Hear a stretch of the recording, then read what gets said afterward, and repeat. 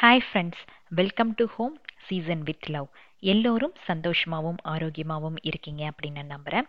இன்றைக்கி பொங்கல் vlog தான் share பண்ணியிருக்கேன். ஸோ பொங்கல் எல்லாம் உங்களுக்கு சூப்பராக இருந்திருக்கும் அப்படின்ட்டு நானும் நம்புகிறேன். ஊருக்கு போகிற பிளான் எல்லாம் சுத்தமாகவே எங்களுக்கு இல்லை. டக்குன்னு கிளம்பினது தான். நான் ஆல்ரெடி ஒரு மினி vlogல சொல்லியிருந்தேன் இல்லையா, இந்த மாதிரி இந்த இயர் போகல. ஏன்னா பாப்பாவுக்கு போர்டு எக்ஸாம் இருக்குது அப்படின்ட்டு. சரி 5 நாள் லீவ் இருக்குது, போயிட்டு வரலாமா அப்படின்ட்டு அவளும் கேட்டா. மித்துக்குட்டியும் போய் கிட்டத்தட்ட ஒரு 7-8 மாதத்துக்கு மேலே ஆயிடுச்சு. நான் ஊருக்கு போய் 1 வருஷம் இருக்கும். ஸோ போன பொங்கலுக்கு போனது, அதுக்கப்புறம் இந்த பொங்கலுக்கு தான் போகிறேன். இவ்வளோ கேப் விட்டு இந்த தடவை தான் போனதுன்னு வச்சுக்கோங்களேன். சரின்ட்டு டக்குன்னு கிளம்பி ஊருக்கு போயாச்சு. சாட்டர்டே கிளம்பினோம். ஒரு 11:30-12 மணிக்கு மேலே வீட்டிலேருந்து கிளம்பினோம். அங்கே ரீச் ஆகும்போது ஒரு 10 மணி ஆயிடுச்சு. ஃபஸ்ட்டு ஊருக்கு போயிட்டோம். போய் அத்தை மாமாவை எல்லாம் பார்த்துட்டு ஒரு 10 மணிக்கு மேலே அங்கேருந்து கிளம்பி இங்கே கோட்டூருக்கு வந்தோம். இது காப்புக்கட்டு அன்னைக்கு எடுத்தது. ஸோ காலையிலேயே முன்னாடி வாசலில் கோலம் போடுறது, இது எல்லா வேலைகளும் நடக்க ஆரம்பிச்சிருச்சு. எங்கள் அத்தை தான் எப்போவுமே வருஷம் வருஷம் கோலம் போட்டு விட்டுட்டு போவாங்க. சூப்பராக போடுவாங்க. ஸோ அவங்க கோலம் போட்டுட்டு இருந்தாங்க. அப்புறம் தோப்புக்குள்ளே அடுத்த நாள் இல்லை, அதுக்கு அடுத்த நாள் மாட்டுப்பொங்கல். அதுக்கான வேலைகள்லாம் ஒரு பக்கம் நடந்துட்டு இருந்தது.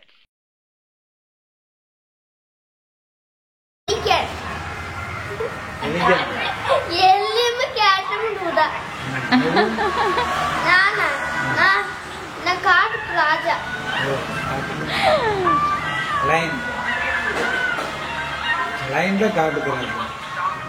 நான் தான் லைன் காட்டு. நான் தான் லைன். நான் தான் காட்டுக்கு ராஜா. ஓ அம்முக்கா என்ன காட்டுக்கு? காட்டுக்கு எலிசான். எலிசான்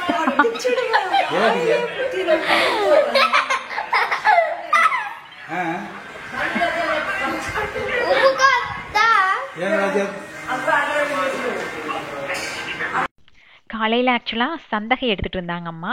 அப்போ சொல்லிட்டு இருந்தாங்க, நாங்கள் போனதுக்கப்புறம் நீ தான் சாமி எல்லாமே பார்த்துக்கணும், நீ தான் இந்த காட்டுக்கு ராஜா அப்படின்ட்டு ஒரு வார்த்தையை சொல்லிட்டாங்க. நான் அப்பவும் சொல்கிறேன், இந்த மாதிரியெல்லாம் குழந்தைகளுக்கு சொல்லித்தரக்கூடாதுமா, வேண்டாம் அப்படின்னு. ஆனால் கம்மனிரு, நாளைக்கு அவன் தானே எல்லாம் பார்க்க போகிறான் அப்படின்னு எங்கள் அம்மா சொன்னாங்க. ஸோ இப்போ நாங்கள் எப்படி பண்ணுறோமோ அதே மாதிரி தான் உன்னோட காலத்தில் நீ இத்தனை வேலைகளும் எடுத்து போட்டு பண்ணணும், மறந்துடக்கூடாதுன்னு சொன்னாங்க.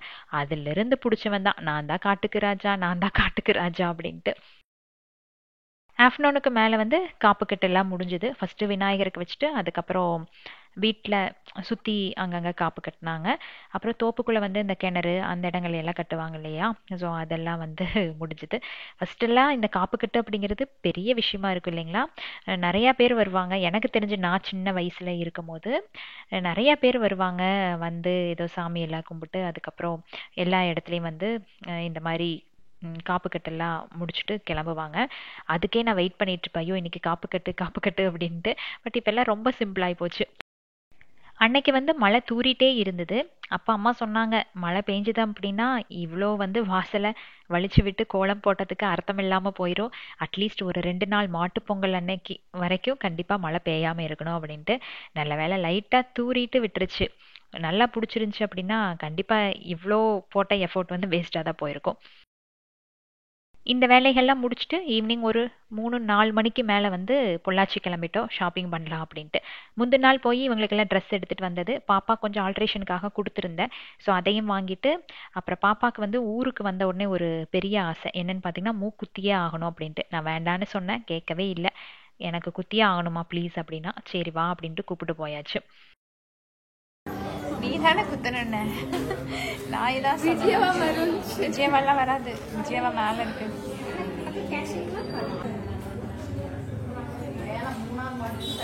கண்ணாடிகள்ட்ட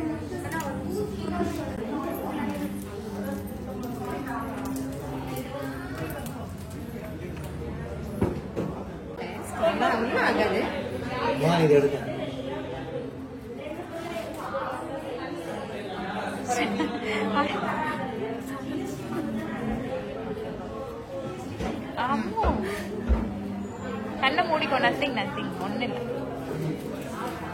கூல்.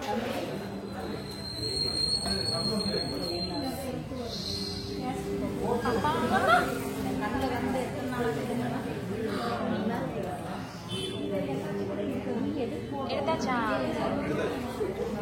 நீ வேணாம். ஓகே, நீ தானே எடுக்கணும். Okay, it's okay. நல்லா இருக்கு, நல்லா இருக்கு, நல்லா இருக்கு.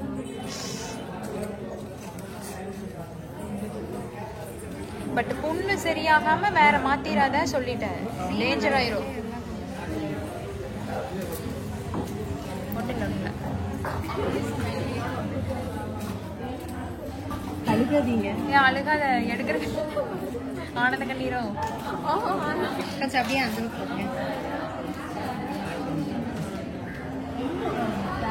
ஆக்சுவலாக வந்து ரிங் மாதிரி வேணும்னு சொல்லியிருந்தா. பட் அது போட முடியாது குத்தும் போது.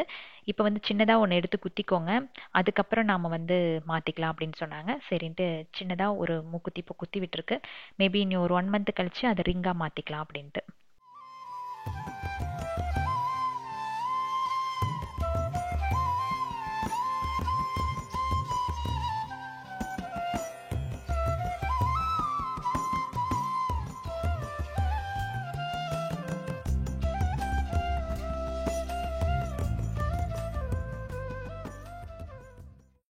ஸோ அன்னைக்கு டே வந்து அப்படி முடிஞ்சுது. அப்புறம் அதுக்கடுத்த நாள் சூரியன் பொங்கல் நான் மினி விலாகில் ஷேர் பண்ணியிருப்பேன். இது வந்து மாட்டுப்பொங்கல் அன்னைக்கு எடுத்தது. சூரியன் பொங்கல் அன்னைக்கு காலையில் இங்கே ஒரு பொங்கல் வச்சோம். மணப்பொங்கல் அங்கே மாமியார் வீட்டில் வந்து பொங்கல் வச்சாங்க. ஸோ அங்கே போயிட்டு நைட்டு இங்கே வந்துட்டோம். இங்கே வரும்போது நைட்டு ஒரு 10 மணி அந்த மாதிரி ஆயிடுச்சு. ஸோ அடுத்த நாள் காலையில் தான் இந்த விலாக் வந்து எடுத்தேன். அங்கே வந்து நான் வீடியோ எடுக்கவே இல்லை, ஃப்ராங்காக தான் சொல்கிறேன். ஏன்னா மணப்பொங்கல் அன்னைக்கு நிறைய பேர்த்த இன்வைட் பண்ணியிருந்தாங்க. சிலருக்கு பிடிக்கும், சிலருக்கு பிடிக்காது. நாம் ஒவ்வொருத்தர்கிட்ட பெர்மிஷன் கேட்டு எடுக்கிறதுங்கிறது எனக்கு பிடிக்காது. சரி எதுக்குடா அந்த ரிஸ்க் அப்படின்ட்டு விட்டாச்சு. அம்மா வீட்டில் எனக்கு ப்ராப்ளம் இல்லை, ஏன்னா வரவங்க எல்லாருமே க்ளோஸ் ரிலேட்டிவ்ஸ் தான். அதனால எனக்கு பிரச்சனையே இல்லை. நானே எடுக்கலினாலும் ஏன் எடுக்கலின்னு கேட்குற மாதிரியான ரிலேஷன்ஸ் தான். ஸோ அதனால தான் அங்கே மாமியார் வீட்டில் வந்து எந்த விலாகுமே நான் எடுக்கலை. மாட்டுப்பொங்கல் அப்படின்னா இந்த பட்டி பொங்கல் தானே. ஸோ அந்த டைமில் நிறையா பேர்த்த வந்து கூப்பிடுவாங்க, பட்டி கட்டுவாங்க, ரொம்ப நல்லா இருக்கும். நான் ஒரு 8-9 வயசு வரைக்குமே அதெல்லாம் நல்லா என்ஜாய் பண்ணேன். இப்போ பார்த்தீங்கன்னா பாப்பாக்கெல்லாம் பட்டி அப்படின்னாலே என்னன்னு தெரியாது. ஏன்னா கூட்டங்கள் கம்மி பண்ணணும், இவங்கனால மேனேஜ் பண்ண முடியல அப்படின்ட்டு. அப்படியே நாங்கள் வந்தாலும் ஒரு வருஷம் வருவோம், ஒரு வருஷம் வராமல் போவோம். இது வந்து நம்ம ஃபாலோ பண்ணோம் அப்படின்னா ஒவ்வொரு வருஷம் ஃபாலோ பண்ணணும் அப்படிங்கிறதுனாலயே நாங்கள் என்ன பண்ணிட்டோன்னா அந்த பட்டியெல்லாம் வந்து ஸ்டாப் பண்ணியாச்சு. எங்கள் அளவில் தோப்புக்குள்ளே ஒரு பொங்கலை வச்சு செலிப்ரேட் பண்ணிக்கிறது, அவ்வளோதான். ஸோ முந்தின நாள் வந்து அக்கா பையன் வந்து வந்திருந்தான். அவனும் ஹரிஷ்மிதாவும் ரொம்ப க்ளோஸ். ஸோ முந்தின நாள் வந்திருந்தாங்க. 2 பேர் கொஞ்ச நேரம் டைம் ஸ்பெண்ட் பண்ணாங்க. அந்த மாதிரி அவளுக்கு வந்து டே போக ஆரம்பிச்சிருச்சு. காலையில் டிஃபன் முடிச்சுட்டு அப்புறம் வீட்டுக்கு பின்னாடியே எப்போவுமே பொங்கல் வைப்போம், தோப்புக்கான பொங்கல். அதுதான் வந்து அதுக்கான ஏற்பாடுகள் தான் நடந்துட்டு இருந்தது. காலையில் ஒரு 9:30 மணிக்கு மேலே நல்ல நேரம்னு சொன்னங்காட்டி அந்த டைமில் வச்சிடலான்ட்டு அம்மா தான் இந்த தடவை பொங்கல் வச்சாங்க. இந்த தடவை வந்து புது பொங்கத்தவளை.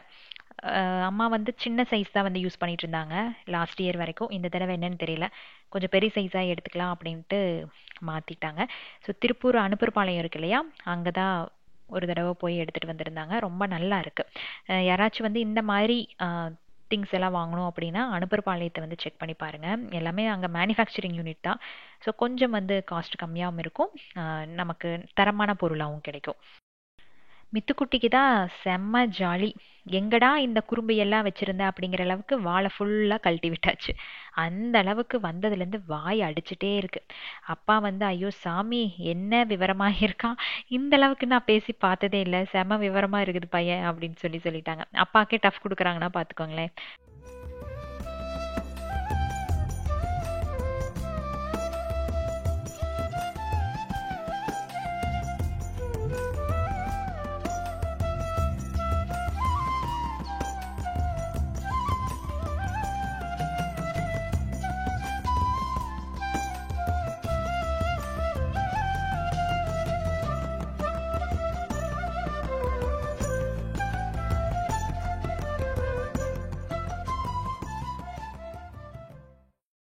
இந்த தடவை பொங்கலுக்கு எனக்கு வந்து சாரீ எதுவும் எடுத்துக்கல. பழைய சாரியே ஒன்று இருந்தது. இதெல்லாம் வச்சு என்ன பண்ண போகிறோம்? பொங்கலுக்கு எடுத்தோம் அப்படின்னா அந்த ஒரு நாள் கட்டுவோம், அதுக்கப்புறம் மறுபடியும் தூக்கி போட்டோம் அப்படின்னா அப்புறம் இடையில ஏதாச்சும் ஃபங்க்ஷன். அப்படி தான் ஃபங்க்ஷன் ரொம்ப ரேர். அது இல்லாமல் எனக்கு என்னன்னு தெரியல, இந்த தடவை புதுசாக ட்ரெஸ் எடுக்கணும்னு தோணலை. சரின்ட்டு பழைய சாரீ வச்சே அட்ஜஸ்ட் பண்ணியாச்சு. நம்ம தோப்புல வந்து வேலை செஞ்சவங்களை எல்லாம் நான் வீடியோ போட்டுட்டேன் அப்படின்ட்டு தப்பா எடுத்துக்காதீங்க. அவங்க வந்து ரொம்ப சந்தோஷப்படுவாங்க. ஆக்சுவலா நான் வந்து வீடியோ எடுத்தேன் அப்படின்னாலே, அம்மனி நான் இப்படி நிக்கவா அப்படி நிக்கவான்னு எல்லாம் கேட்பாங்க. நான் சொல்லுவேன், கேஷுவலா என்ன வேலை பண்றீங்களோ அதை பண்ணுங்க. நீங்க வந்து நார்மலா இருக்கிறத நான் வீடியோவா எடுத்து போட போறேன். இதுக்காக நீங்க ஒன்றும் போஸ் எல்லாம் கொடுக்க வேண்டாம். ஏன்னா அவங்க சொந்தக்காரங்க யாராச்சும் பார்த்துட்டு உன்னை நான் வீடியோல பார்த்தேன் அப்படின்னா அவங்களுக்கு அவ்வளோ ஒரு சந்தோஷமா இருக்காம். ஸோ அதனால அவங்க 2 பேர்த்த வந்துட்டும் கேட்காம நான் போட்டுருவேன். அதனால நீங்க வந்து தப்பா எடுத்துக்காதீங்க. என்னடா இதை வேலை செய்யறவங்களை எல்லாம் தூக்கி தூக்கி போட்டுட்டு இருக்கோம் அப்படின்ட்டு. அவங்களும் வந்து ஃபேமிலியில ஒருத்தர் மாதிரி தான். அவங்க 2 பேரும் வந்து எப்பவுமே அம்மா அப்பா கூட இருக்கிறது. நான் இருக்கிறது வந்து பெங்களூரா இருந்தாலும் அவங்களுக்கு ஃபுல் சப்போர்ட் பண்றவங்க வந்து இவங்க 2 பேரா இருப்பாங்க. ஸோ ஃபுல் டைம் வந்து இங்கே தோப்பையெல்லாம் மெயின்டைன் பண்ணுறது, அப்புறம் வீட்டுக்குள்ள அம்மாவுக்கு ஏதாச்சும் வேலையில் ஹெல்ப் பண்ணுறது, இதெல்லாம் வந்து இவங்க தான். இந்த அக்கா பேர் வந்து பாப்பாத்தி அக்கா, அந்த அண்ணன் பேர் வந்து எனக்கு என்னன்னு தெரியல. ஸோ அவர் வந்து தோப்பு பார்த்துக்குவாரு, இந்த அக்கா வந்து வீட்டு வேலைகள்லாம் கொஞ்சம் பார்த்து கொடுப்பாங்க.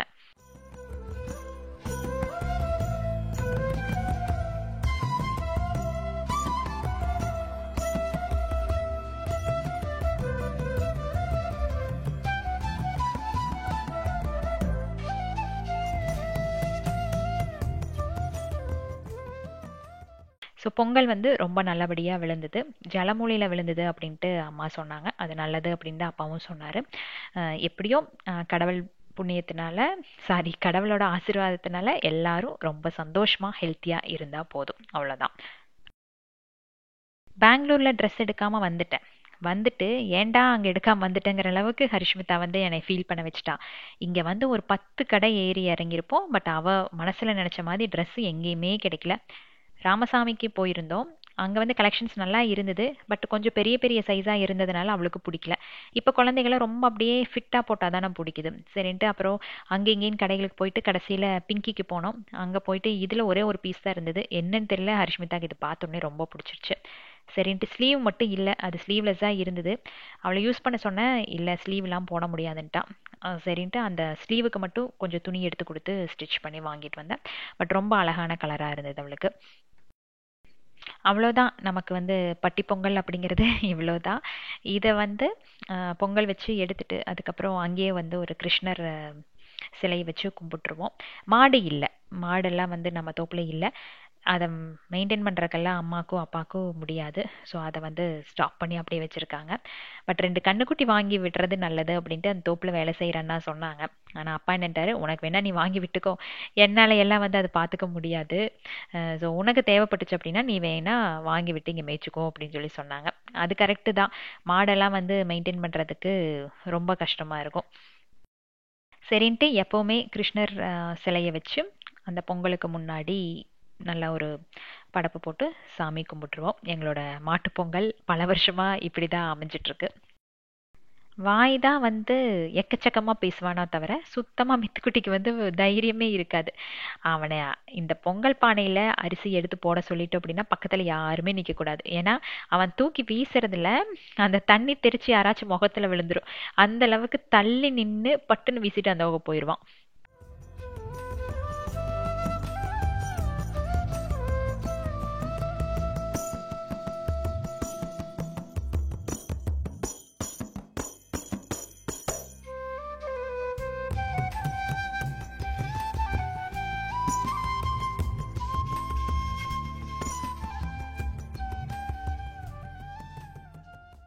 ஒரு குடும்பத்தில் ஒத்த பொண்ணா இல்லை ஒரு பையனா பிறந்துட்டோன்னு வைங்களேன், ரிலேஷன்ஸ் ரொம்ப கம்மியாக இருக்கிற மாதிரி தான் நமக்கு தோணும். இப்போ பாருங்க, இங்கே மாட்டுப்பொங்கல் கொண்டாடுறதுல நாங்கள் 3 பேர் 4 பேர் அவ்வளோதான் இருப்போம் தவிர ஒரு கூட்டம் இருக்காது.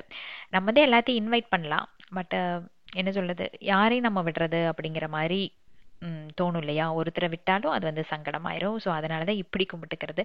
பட் யோசிச்சு பார்க்கும்போது உறவுகள்லாம் ரொம்ப கம்மியாக இருக்கிற மாதிரி தான் மனசுக்கு தோணும். பட் இன்னுமே இந்த பட்டியெல்லாம் கட்டி கொண்டாடுறவங்க நிறையா பேர் இருக்காங்க ஊருக்குள்ளே. அதுக்காக ஃப்ரெண்ட்ஸ்லேருந்து எல்லாத்தையும் இன்வைட் பண்ணி ஒரு நாள் ஃபுல்லாக அவ்வளோ கூட்டங்களுக்கு சமைச்சு போட்டு அந்த நாள் ஃபுல்லாக கடவுளுக்கு நன்றி சொல்லி என்ஜாய் பண்ணுற மாதிரி ஃபேமிலிஸ் இன்னும் இருக்காங்க. அந்த மாதிரி எல்லாம் வந்து கிராமத்தில் இன்னும் அழிஞ்சு போகாமல் இருக்குது. மணப்பொங்கல் பற்றி ஒரு சில பேர் கமெண்ட்ஸில் கேட்டிருந்தீங்க இல்லையா? போன வருஷமே இதை பற்றி நான் விலாகில் போட்டிருக்கேன். ஆக்சுவலாக இந்த பொங்கல் வந்து ஹஸ்பண்ட் அண்ட் ஒய்ஃப் 2 பேரும் சேர்ந்து வைக்கிறது. சிவன் சக்தியா இருந்து அந்த பொங்கல் வைக்கிறதா. ஸோ அந்த பொங்கல் எப்படி வருதோ அதை பொறுத்து அந்த வருஷம் அமையும் அப்படிங்கிறது வந்து நம்மளோட நம்பிக்கை. பொங்கல் வச்சுட்டு அன்னைக்கே நாங்கள் வந்து கிளம்புற மாதிரி தான் இருந்தது. பொங்கல் காலையில் ஒரு 11:30 12 மணிக்கு வச்சுட்டு 12:30 மணி அப்படிங்கும்போது வீட்டிலேருந்து கிளம்பிடலாம் அப்படின்னு தான் ஹஸ்பண்ட் வந்து பிளான் பண்ணியிருந்தாரு. ஆனால் அப்பா வந்துட்டு 4 நாள் வந்து நான்வெஜ் சாப்பிடவே இல்லை, நீங்கள் கண்டிப்பாக சாப்பிட்டு தான் போகணும் அப்படின்ட்டாங்க. நான் எதுக்கு பொங்கல் அன்னைக்கு அப்படின்னா, பொங்கல் எல்லாம் வச்சு முடிச்சாச்சு, இவ்வளோ தூரம் வந்துட்டு நான்வெஜ் எல்லாம் சாப்பிடாம போனீங்கன்னா கஷ்டமாக இருக்கும் அப்படின்ட்டு அன்னைக்கு வந்து பெரியம்மா பெரியப்பா அப்புறம் அவ்வா எங்கள் மாமா எல்லாருமே வந்திருந்தாங்க. அக்கா வீட்டுக்காரு எல்லாருமே வந்திருந்தாங்க. பொங்கலுக்கு விஷ் பண்ணலாம் அப்படின்ட்டு சரின்ட்டு அவங்க எல்லாரும் சேர்ந்து நான்வெஜ் வந்து ரெடி பண்ணாங்க. மட்டன் வந்து அம்மா உள்ள ரெடி பண்ணிட்டாங்க. சிக்கன் மட்டும் வெளியே செய்ய சொல்லிட்டாங்க. ஏன்னா டைம் கொஞ்சம் கம்மியாக தான் இருந்தது. அந்த அடுப்பில் எல்லாத்தையும் வேக வச்சு செய்யறது அப்படிங்கிறது டைம் எடுக்கும். சரின்ட்டு இதுலேயே வந்து நான்வெஜ் பண்ணிடுன்னு அப்புறம் பெரியம்மா வந்து சிக்கன் பண்ணாங்க, அம்மா வந்து மட்டன் பண்ணாங்க. நான் ஜாலியாக எல்லாத்து கூட பேசிட்டு அரட்டை அடிச்சுட்டு அந்த டைமை வந்து ஸ்பெண்ட் பண்ணிட்டேன். சமையல் செய்ய ஆரம்பிக்கும் போதே அம்மா வந்து சொல்லிட்டாங்க, நீ கிச்சன் பக்கம் தயவு செஞ்சு வராத, நீ எல்லாத்தோட பேசிட்டு கம்முன்னு ஒரு இடத்துல உட்காந்துக்கோ, செஞ்சு முடிச்சுட்டு கூப்பிட்ற, சாப்பிட்டு நீ ஊருக்கு கிளம்பு அப்படின்ட்டு. சரி ஓகே இதுதானே நமக்கு வேணும் அப்படின்ட்டு நானும் ஜாலியாக சுற்ற ஆரம்பிச்சிட்டேன். யூஸ்வலாக அம்மா வந்து கெஸ்ட் யாராச்சும் வந்தாங்கன்னா ஹெல்ப் யாருகிட்டையும் கேட்க மாட்டாங்க. பெரிய ஹெல்ப்பே யாரும் கிச்சனுக்குள்ளே வராமல் இருக்கிறதா அப்படிங்கிற மாதிரி. ஏன்னா செம்ம டென்ஷனில் இருப்பாங்க. பட் 1 மணி நேரத்தில் எல்லா வேலையும் செஞ்சு முடிச்சிருவாங்க. அவங்க என்ன சொல்கிறாங்களோ அதை நாம் செய்யணும்னு நினைப்பாங்க. அதில் எனக்கு சில நேரத்தில் வாக்குவாதம் வந்துடும். அதனால கிச்சன் பக்கம் நான் போகவே மாட்டேன். நல்லா சமைச்சு கொடுக்குறாங்களா சாப்பிட்டு ரெஸ்ட் எடுப்பேன், அவ்வளோதான். இவங்க வந்து எங்க அம்மாவோட அம்மா. இவங்களுக்கு 90+ இருக்கணும் ஏஜ் அப்படின்னு நினைக்கிறேன்.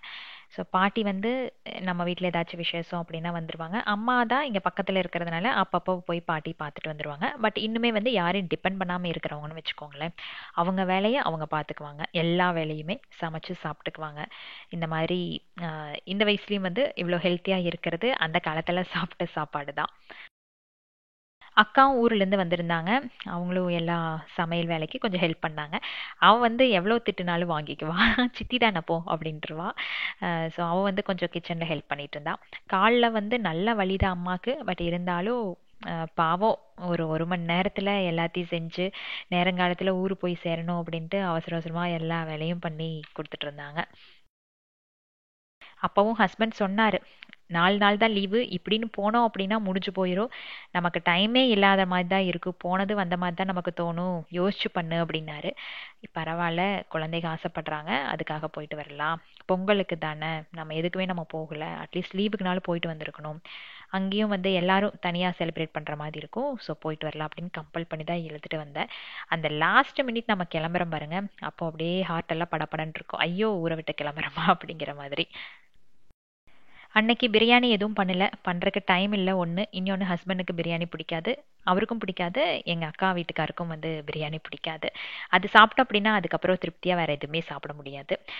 ஸோ என்ன பண்ணாங்கன்னா அம்மா மட்டன் குழம்பு வச்சுட்டாங்க, சிக்கன் குழம்பும் வச்சுட்டாங்க, அது கூட முட்டை, அப்புறம் சிக்கன் வறுவல், கறி ரசம், தயிர். இதுதான் வந்து அன்னைக்கு மத்தியானம் லஞ்சு. ஸோ இந்த வீக் நம்மளோட ஃபேமிலியில் யார் பர்த்டே செலிப்ரேட் பண்ணுறாங்கன்னு பார்க்கலாம். ஏன்னா இன்னைக்கு வந்து ஆனிவர்சரி செலிப்ரேட் பண்ணுறவங்க பேர் எதுவுமே வரவே இல்லை. 2 பேர்த்தோட நேம் தான் இருக்குது, ஷாலினி நவீன், ஜனனி பரமேஷ். உங்கள் 2 பேருக்குமே இனிய பிறந்தநாள் தின நல்வாழ்த்துக்கள். இன்று போல என்றுமே சந்தோஷமாகவும் ஆரோக்கியமாகவும் வாழணும். ஸோ பொங்கல் செலிப்ரேஷன் வந்து இனிதே நிறைவடைந்தது. ரொம்ப ஜாலியாக இருந்தது. அந்த 4 நாள் எப்படி போச்சு அப்படின்னே சொல்ல முடியாது, அந்த அளவுக்கு ஜாலியாக இருந்தது. என்ன கொஞ்சம் அலைச்சல், பட் அது இருக்கும். ஒரு வருஷம் கழிச்சு ஊருக்கு வரவங்க யாராக இருந்தாலும் அங்கே இங்கேயும் போகிறது வர்றது இந்த மாதிரி அலைச்சல் கண்டிப்பாக இருக்கும். பட் ரொம்ப மெமரபிளான ஒரு ட்ரிப் அப்படின்னு தான் சொல்லலாம். இனி வந்து ஒரு 2-3 மாதத்துக்கு கரெக்டாக இருக்கும். ஏன்னா ஹர்ஷ்மிதாக்கு வந்து போர்டு எக்ஸாம், அவளுக்கு படிக்கிறதுக்கு வந்து டைம் இருக்குது. பட் இருந்தாலும் நாம் கொஞ்சம் புஷ் பண்ணணும், அவளை உட்கார வைக்கணும், இந்த மாதிரி கொஞ்சம் மைண்ட் டைவர்ட் ஆகாமல் அவளை 2 மாதத்துக்கு மோட்டிவேட் பண்ணிகிட்டே இருக்கணும். ஸோ வீட்டிலேருந்து கிளம்பும் போது ஒரு 2 மணிக்கு மேலே, 2 மணி இல்லை 3 மணியே ஆயிடுச்சு. அப்புறம் அங்கேருந்து அங்கே ஊருக்கு போனோம். அத்தை மாமா எல்லாம் பார்த்துட்டு அவங்ககிட்ட ஆசீர்வாதம் வாங்கிட்டு அங்கேருந்து கிளம்பும் போது ஒரு 5:30 மணிக்கு மேலே ஆயிடுச்சு. அப்படி இப்படின்ட்டு நைட்டு வீட்டுக்கு வந்து ரீச் ஆகும்போது ஒரு 11:30 ஆயிடுச்சுன்னு வச்சுக்கோங்களேன். ஸோ இப்படி தான் வந்து எங்களுக்கு பொங்கல் செலிப்ரேஷன் போச்சு. ஸோ ஒரு நாளும் ஒவ்வொரு மாதிரி அன்னைக்கு டே எங்களுக்கு இப்படி தான் சூப்பராக ரிலேஷன்ஸ் கூட அப்புறம் பேரண்ட்ஸ் கூட நல்லா டைம் ஸ்பெண்ட் பண்ணோம். ஸோ உங்களுக்கும் வந்து இந்த வருஷம் ரொம்ப செழிப்பாகவும் ஆரோக்கியமாகவும் அமையணும் அப்படின்ட்டு நான் கடவுள்கிட்ட வேண்டிக்கிறேன். எல்லாரும் சந்தோஷமாக வாழணும். ஸோ நெக்ஸ்ட் வீக் வந்து இனி ஒரு இன்ட்ரெஸ்டிங்கான லாங் வீடியோவில் உங்களை நான் சந்திக்கிறேன். Keep supporting me. Thanks for வாட்சிங்.